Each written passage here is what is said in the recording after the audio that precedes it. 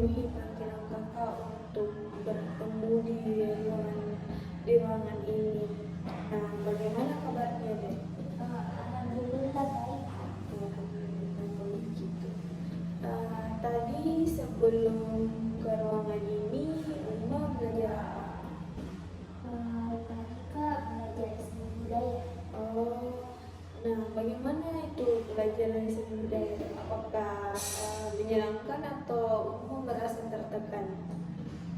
Lumayan seru sih Kak tadi karena belajar menari. Oke. Nah, kalau kesibukannya Uma akhir-akhir ini tuh apa saja? Akhir-akhir ini kan selain sekolah, biasanya kalau pulang sekolah Kak membentuki, memakuti Warna apa itu? kayak jual gorengan Kak. Oh, Masya Allah. Nah, setelah kita bahas kesibukan ini, sebelumnya ditahu kenapa Ki dipanggil ke sini? Tidak Kak. Nah, kenapa Ki dipanggil ke sini? Karena kemarin itu kakak ditanya sama wali kelas kalau Uma ini suka main HP dalam kelas pada saat jam pelajaran, terutama makanya kakak panggil ke ruangan BK. Iya Kak. Oke, baik. Jadi hari ini kita itu akan melakukan sesi konseling individu. Nah, sebelumnya pernah Maki melakukan ini konseling individu? Tidak Kak. Mungkin kalau dengar pernah, tapi kalau untuk melakukan proses konselingnya kan baru Kak itu. Oke. Karena ini pertama kali kita mengikuti sesi konseling, maka terlebih dahulu kakak akan menjelaskan sedikit tentang konseling individu. Nah, sesi konseling ini bertujuan untuk membantu untuk memahami diri kita lebih baik, mengenali tantangan yang mungkin Uma akan hadapi dan mencari solusinya bersama.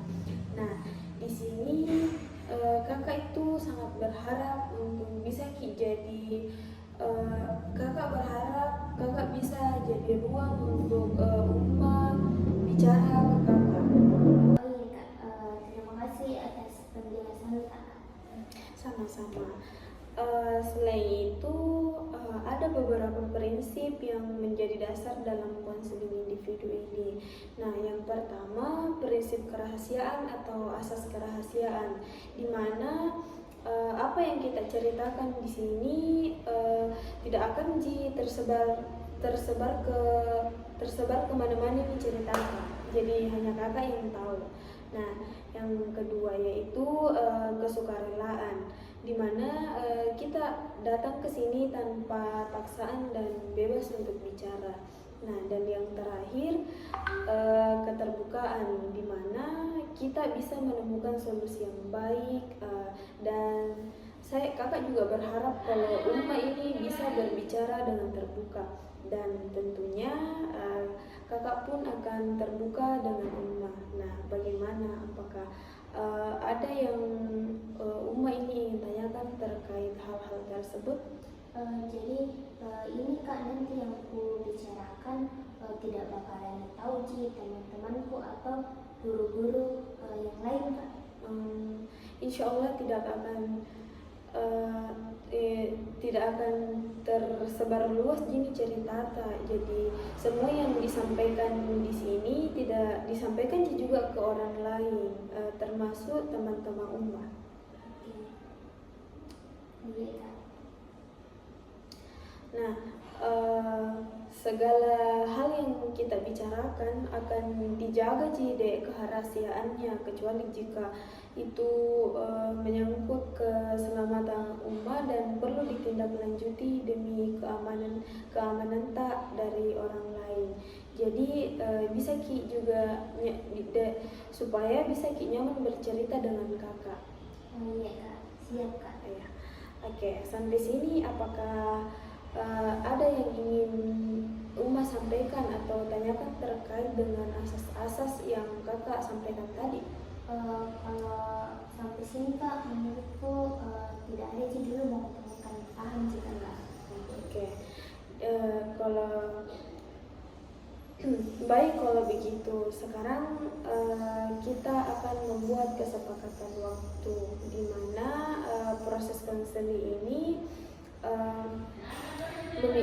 memiliki batas waktu, di mana batas waktunya ini 45 menit. Nah, apakah Uma siap mengikuti proses konseling ini selama 45 menit? Iya kak, siap. Oke, baik. Sebelum kita memulai sesi inti dari konseling ini, kakak mau memastikan apakah Uma ini siap untuk membahas topiknya lebih lanjut? Iya kak, siap. Ya. Dan kakak juga berharap kalau Uma bisa menjalani sesi ini dengan semangat, dan setiap masalah yang kita hadapi pasti akan ada solusinya, dan kita akan mencari jalan keluarnya bersama-sama. Nah, sebelum melanjut ke tahap selanjutnya, bagaimana dengan posisi duduk? Apakah nyaman nih atau mau bertukaran posisi? Tidak kak, nyaman. Oke. Nah, di sini kakak akan bantu Ki untuk menemukan apa yang sebenarnya buat Ki sering main handphone di dalam kelas. Nah, pada saat jam pelajaran, dan biasanya apa yang buat Ki lakukan itu membuka handphone di kelas? Biasanya sih kak, kalau buka handphone kak di dalam kelas biasanya tuh kayak cek sosial media sih kak, atau kayak aku balas sih chatnya teman-temanku yang masuk. Walaupun kadang juga main game sih kak. Nah, kakak paham sih, seringkali juga memang ada hal-hal di media sosial atau terutama di game yang memiliki banyak sekali ketertarikan perhatian kita. Nah, kalau boleh tahu, apakah Uma ini merasa ada manfaat tertentu atau mungkin lebih nyaman Ki menggunakan handphone di kelas? Mungkin kak karena kadang kalau kayak membosankan itu pelajaran, supaya tidak bosan kak, aku buka nih handphoneku kak, untuk kayak supaya relax kak saja sih kak, kayak mencari suasana yang lebih tidak membosankan begitu kak. Baik, kakak paham. Dan kadang memang ada rasa bosan sih, memang ada rasa bosan biasa membuat kita mencari aktivitas seperti membuka handphone. Nah, bagaimana perasaan Uma ketika menggunakannya itu handphone di kelas? Misalnya kak lebih merasa senang kak, terus kalian juga merasa bersalah sih kak kalau kayak menjelaskan guru kalau tidak aku perhatikan nih, terus bisa kan ketahuan kak juga ya. Betul. Jadi perasaan senang saat melakukannya, tapi juga sedikit rasa bersalah ya. Kakak juga ini mau coba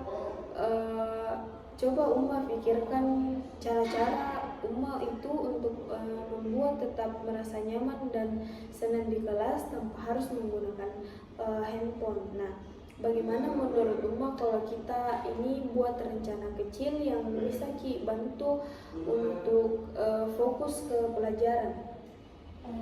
Boleh kak, siap, saya akan coba sih kak. Bagus, kakak senang mendengarnya. Nah, kita mulai dengan cara sederhana ya, yaitu memberikan perhatian ke kapan Uma bisa ini, kapan Uma merasa ingin membuka handphone. Misalnya kalau bisa mencoba mencatat waktu-waktu atau perasaan apa yang membuat Uma ingin membuka handphone. Nah, menurut Uma, apakah ini bisa untuk dicoba? Sepertinya bisa Kak, saya rasa bisa jika memang melakukan itu Kak. Hebat.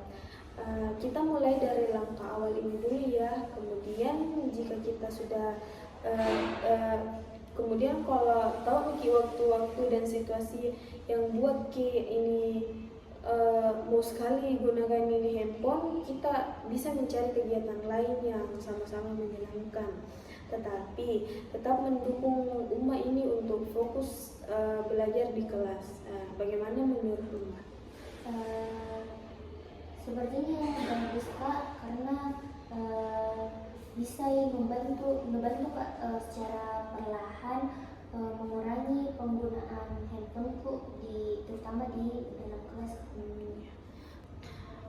Bagus. Selain itu, jika Uma ini merasa ada perasaan tertentu yang muncul, coba juga untuk dicatat di misalnya apakah Uma ini merasa bosan, cemas, atau ada hal lain yang buat Ki untuk membuka handphone di kelas? Iya Kak, saya akan usahakan mencatat perasaan saya juga Kak. Nah, sekarang kakak ingin kita bahas sedikit mengenai dampak penggunaan handphone di kelas. Menurut Uma ini apa yang mungkin terjadi kalau kita sering itu bermain handphone pada saat jam pelajaran? Mungkin Kak jadi kurang fokus Kak, dan tidak ada nih pelajaran lagi masuk di otakku. Karena Kak kalau kayak main handphone maka tidak kudengar nih lagi penjelasan yang menjelaskan guruku di depan. Betul sekali. Jadi fokus jadi terpecah ya karena perhatian tertarik ke hal lain. Selain itu, apakah Uma ini pernah merasa kalau hal ini mempengaruhi nilai atau pemahaman tak sendiri terhadap pelajaran? Iya sih Kak, ada berpengaruh karena kayak mungkin nilaiku berkurang nih juga karena tidak maksimal nih caraku belajar. Terus juga kayak misal Kak kalau ulangan maka biasa kadang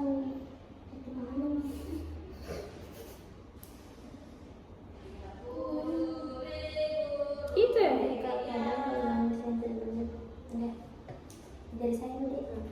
Iya Kak, menurutku berpengaruh sih Kak, karena kalau tidak memperhatikan nih lagi terus tidak pahami lagi materi yang disampaikan, dan bahkan kalau ulangan logika rasanya tidak terlalu siap Kak untuk ulangan karena materinya tidak semuanya masuk di kepalaku karena begitu Kak tadi. Tepat sekali. Jadi penggunaan handphone di kelas itu bisa membuat pemahaman tak terhadap materi pembelajaran berkurang nih, dan bisa juga berpengaruh pada nilai. Nah, bagaimana dengan interaksi tak dengan teman? Apakah pernah Ki merasa kurang dekat atau teralihkan saat teman tak sedang berbicara? Iya juga Kak, kadang kalau lagi sibuk nih masing-masing sama handphone tak teman-temanku Kak jadi tidak bisa ngobrol lagi karena masing-masing sibuk juga sama HP tak, jadi kayak berjarak begitu Kak. Nah, itu salah satu dampaknya juga di nah handphone itu bisa mengalihkan kita dari interaksi langsung yang penting dengan teman, apalagi kalau ada notifikasi. Nah, bukan hanya kita, tapi teman tak di sekitar juga bisa teralihkan. Bagaimana menurut Uma kalau kita pelan-pelan coba mengurangi penggunaan handphone ini di kelas supaya dampak-dampak ini bisa diminimalisirkan? Iya Kak, dan sekarang juga karena mungkin lebih paham apa dampaknya sekarang. Jadi siap kakak untuk mencoba mengurangi nih perilakuku. Bagus. Kakak senang Uma ini mau mencoba. Nah, kita bisa juga mulai dari langkah-langkah kecil yang sudah kita bahas tadi dan bisa lihat perkembangannya minggu depan. Kakak akan tetap mendukung Uma ini sampai bisa menemukan cara yang paling efektif. Iya, terima kasih kak. Saya akan berusaha untuk mencatat kapan saya ingin membuka handphone dan perasaan apa yang muncul waktu itu, biar saya lebih sadar juga kak, begitu. Wah, itu ide yang sangat bagus. Dengan mencatat waktu dan perasaan Uma ini saat ingin menggunakan handphone, Uma bisa lebih sadar kapan bisa tergoda dan apalagi kalau kita sudah tahu pola atau situasi tertentu yang sering buat kita tergoda, dan kita juga bisa cari cara untuk mengatasi ini semua. Iya kak, kadang memang suka ada momen-momen tertentu, misalnya kayak jam pelajaran yang membosankan di itu, atau kalau saya sedang merasa cemas kak, pasti itu peralihanku ke handphone. Nah, itu bagus sekali kalau kita sudah menyadarinya. Nah, sekarang kita bisa coba cara lain untuk mengatasi rasa bosan atau cemas tanpa harus membuka handphone. Misalnya kalau lagi bosan bisa coba fokus pada poin-poin penting yang disampaikan guru atau buat catatan menarik. Iya, mungkin kalau catatan yang dibuat lebih menarik kak, jadi tidak mudah kak juga bosan ya kak. Betul. Dan kalau lagi cemas mungkin bisa coba teknik pernapasan sederhana untuk menenangkan diri. Bisa pernah dengar teknik pernapasan yang bisa bantu meredakan kecemasan? Pernah, sebelumnya pernah sih, tapi kayaknya nggak pernah coba. Kalau begitu bisa coba teknik ini bersama kakak sekarang, atau kita bisa coba nanti pada saat merasakan kecemasan. Nah, caranya itu cukup mudah. Tarik nafas perlahan-lahan dalam 4 hitungan, kemudian tahan selama 4 detik, lalu hembuskan perlahan-lahan dalam 4 detik itu. Nah, ulangi beberapa kali sampai kita ini merasa lebih tenang. Baik kak, nanti bisa aku coba kalau memang dalam perasaan cemas kak. Iya, bagus. Ingat dek, kalau perubahan itu butuh waktu, tapi langkah-langkah kecil ini sudah merupakan awal yang sangat baik, dan kakak juga percaya kalau Uma ini bisa juga lakukan. Dan nanti kalau ada perkembangan atau kendala, kita bisa bicarakan lagi di pertemuan berikutnya. Iya kak, terima kasih. Sekarang merasa kak lebih termotivasi lagi kak. Ya, sama-sama. Nah, agar kakak bisa bantu untuk mengurangi kebiasaan ini, kakak punya pendekatan yang bisa kita coba. Namanya itu kontrak perilaku. Dalam pendekatan ini kita bisa membuat tujuan khusus dan menentukan langkah-langkah yang bisa kita ambil untuk mencapai perubahan yang ingin kita capai. Nah, menurut apakah siap untuk bekerja sama? Kontrak perilaku, maksudnya itu kak semacam perjanjian atau bagaimana kak? Iya, bisa juga dibilang seperti perjanjian kecil. Jadi sama-sama Ki menentukan aturan yang jelas dan spesifik. Misalnya saat di kelas Uma ini berusaha untuk tidak membuka HP kecuali ada hal yang sangat penting. Terus kalau berhasil Ki menjaga fokus dalam beberapa pertemuan, ada reward atau apresiasi buat Uma. Reward berarti semacam hadiah dong Kak. Iya. Boleh deh Kak dicoba. Kalau misal berhasil Kakak, apa yang mendapat? Rewardnya itu kita bisa sepakati bersama. Misalnya kalau Uma berhasil fokus dalam 3 pertemuan berturut-turut, kita bisa tentukan Uma bisa tentukan rewardnya sendiri.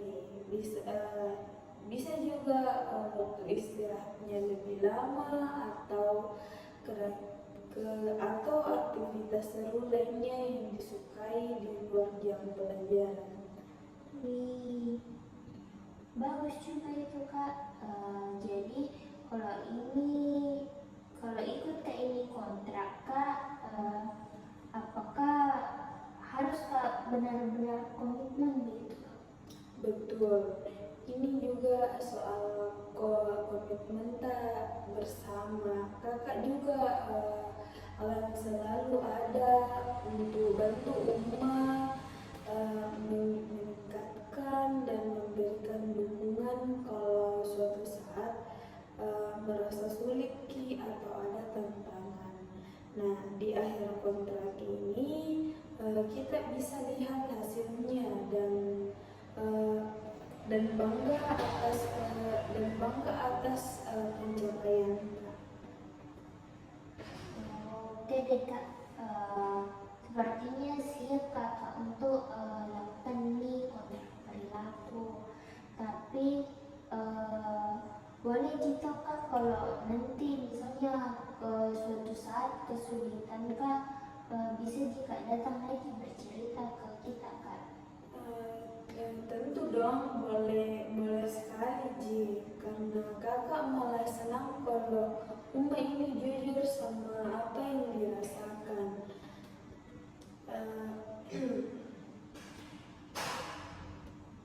Kita juga bekerja sama untuk tujuan yang sama, yaitu biar Uma bisa lebih fokus belajar di dalam kelas dan makin sukses belajarnya.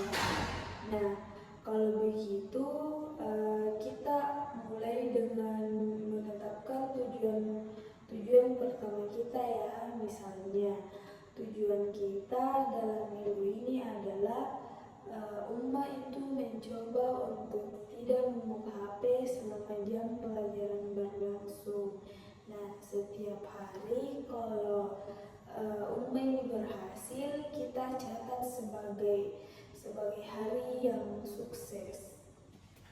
Oke Kak, berarti kalau saya tidak buka HP itu Kak, dihitung berhasil Kak toh? Iya, betul sekali. Selain itu, kalau sewaktu-waktu Uma merasa tergoda, boleh juga ambil jeda sebentar, terus bisa kita tarik nafas dalam-dalam, lalu ingat tujuan utama tak. Kakak juga akan sering cek bagaimana perkembangan tak. Sepertinya bisa dicoba Kak. Tapi Kak, kalau misal ada chat penting atau telepon ke mamaku Kak, bagaimana gitu Kak? Kalau memang ada sesuatu yang sangat mendesak, boleh Ki laporkan ke kakak atau ke guru yang mengajar di kelas. Jadi kita bisa tetap jaga komitmen sambil fleksibel. untuk hal-hal yang benar-benar penting.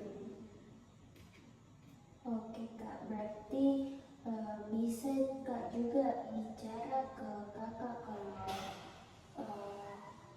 kayak misal merasa kak kesulitan kak dukungan kak. Iya, bisa sekali. Kita akan bekerja sama untuk hal ini. Jadi kakak ada untuk mendukung Uma apapun itu. Uma butuhkan kakak. Bahkan kalau Uma ada ide tambahan buat bantu Ki, tetap fokus. Kakak juga siap mendengarkan. Baik kak. Sepertinya aku suka sekali nih caranya yang begini kak. Rasanya kayak lebih semangat kak untuk mencoba untuk berubah. Jadi itu kak, kapan kita mulai nih kontrak? Nah, kita bisa mulai dari sekarang juga. Kita bisa tulis kontrak kecil ini, kemudian ditandatangani bersama, dan kakak akan pastikan Uma ini dapat catatan tiap hari ketika berhasil menjalani hari tanpa gangguan handphone. Dan ingat, kalau kakak ada untuk bantu Ki, dan kita pasti bisa mencapai tujuan itu bersama. Nah, ini ada kontrak pemilikannya, bisa ditulis nama dan kelas.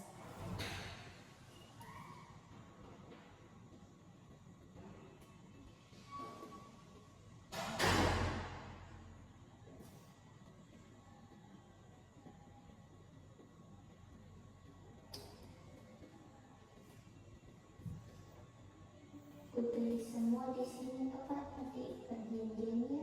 Iya.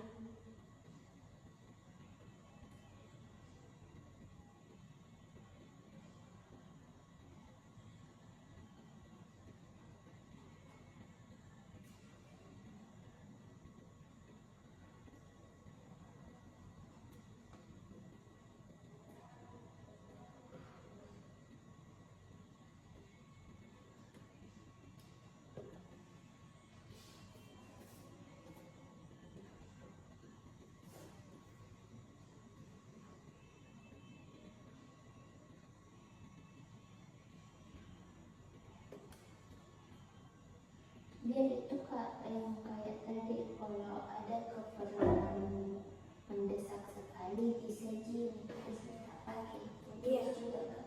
Iya, kalau boleh bisa juga tulis Ki poin-poin penting yang kita dapatkan dari sesi konseling dari pertama. Oke kak.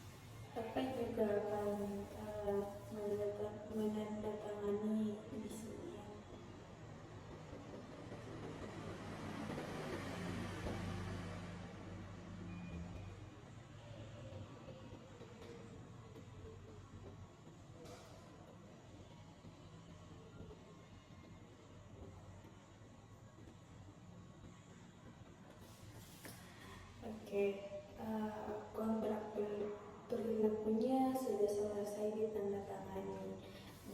Nah, bagaimana perasaan Uma setelah kita mempunyai komitmen ini? Jujur Kak, sedikit ada rasa deg-degan sedikit Kak.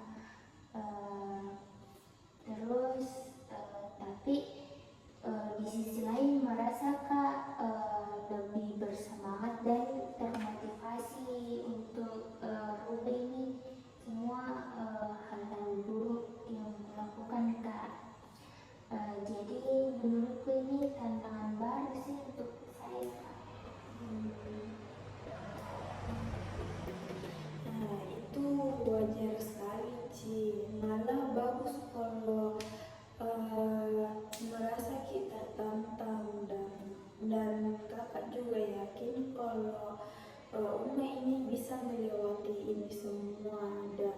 Nah, sekarang kita mulai saja satu hari dulu tanpa gangguan handphone dan setiap langkah kecil pasti akan membuat perubahan yang sangat besar. Boleh Kak, berarti ku coba nih ini hari Kakak. Jadi kalau berhasil Kak hari ini berarti dapat Kak catatan apresiasi juga hari ini Kak. Iya, betul. Dan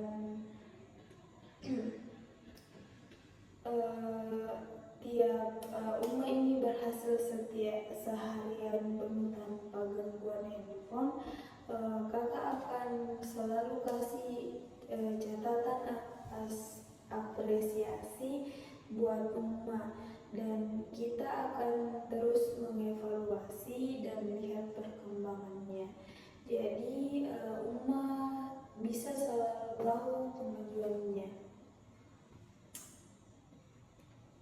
Oke Kak, seru juga sih Kak, menurutku merasakan juga ada yang mendukung Kak tiap langkahku Kak.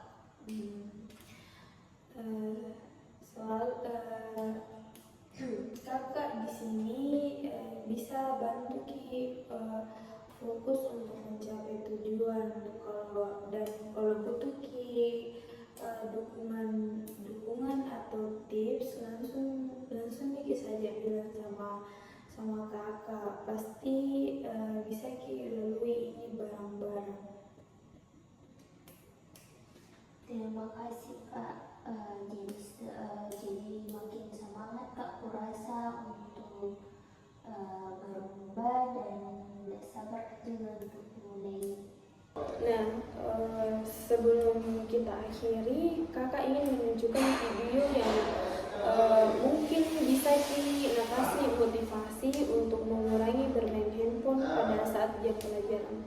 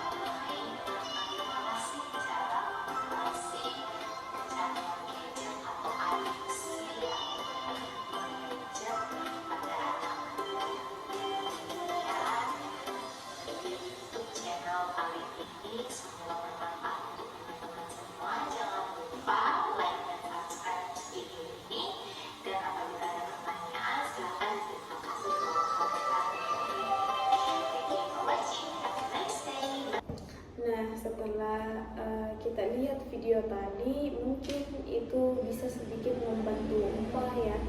Dari video tersebut kira-kira ada yang Uma rasa bisa Uma terapkan untuk membantu mengurangi penggunaan handphone di kelas? Iya Mbak, dari video tadi yang ditonton, saya jadi paham kalau salah satu cara untuk mengurangi kebiasaan handphone di kelas itu adalah fokus pada tujuan jangka panjang saya, seperti nilai yang lebih baik dan pemahaman materi yang lebih dalam. Serta yang juga saya dapat tadi dari video, untuk mengurangi main handphone di dalam kelas itu juga Kak, kayak cari role model belajar yang cocok sama kita supaya tidak mudah bosan, dan juga coba sharing sama teman-teman mengenai pelajaran supaya tidak kayak fokus sekali lagi untuk main game, main handphone. Bagus.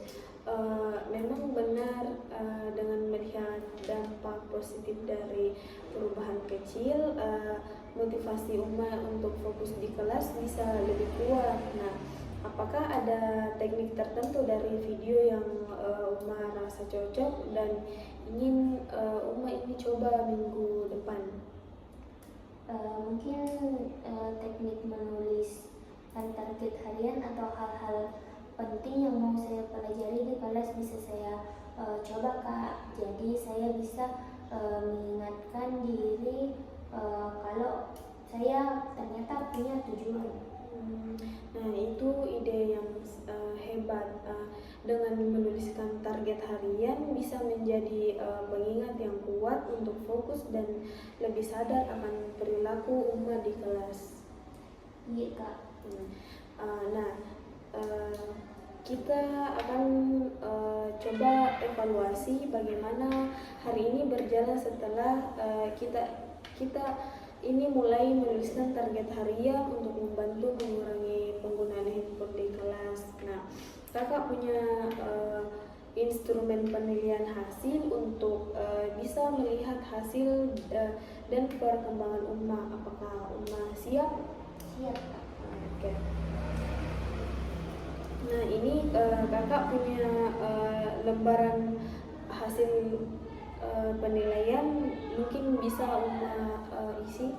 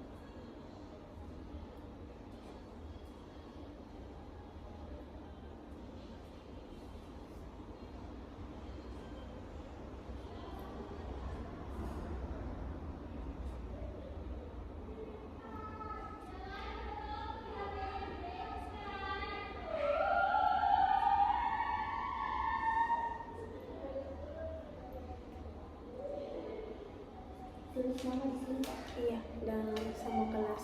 Gitu.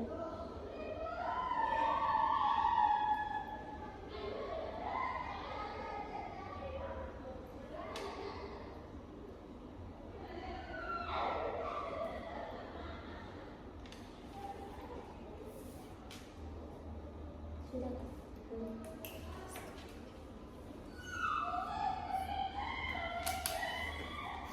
Oke, kita sudah selesai dengan evaluasi ini dan terima kasih sudah menjawab dengan jujur pertanyaan-pertanyaan ini.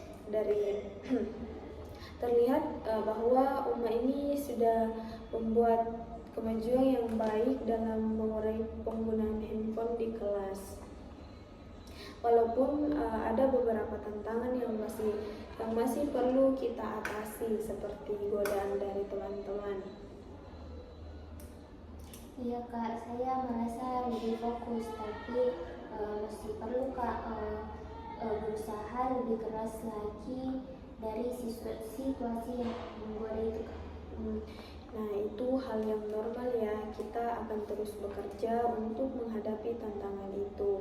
Dan kakak sangat senang Uma ini bisa melihat kakak senang melihat Uma melihat kemajuan dan menyadari area yang masih perlu diperbaiki, dan ini adalah langkah besar. Terima kasih Kak. Saya merasa lebih termotivasi untuk coba untuk berubah lagi. Bagus. Nah, itu bagus sekali. Itu yang sangat penting ya. Dan kamu sudah menunjukkan usaha yang luar biasa. Dan kakak tetap mendukung Ummah, dan kita akan mengevaluasi lagi ya minggu depan. Dan jangan ragu untuk berbagi kalau ada hal yang perlu Ummah ini sampaikan ke kakak. Siap Kak, terima kasih atas dukungannya. Sama-sama. Semangat terus ya, dan ingat setiap usaha kecil yang Ummah lakukan akan membawa perubahan besar. Dan sampai jumpa minggu depan ya. Iya Kak, sampai jumpa. Terima kasih. Iya. Selamat kembali kepada Iya, hati-hati di jalan ya. kita.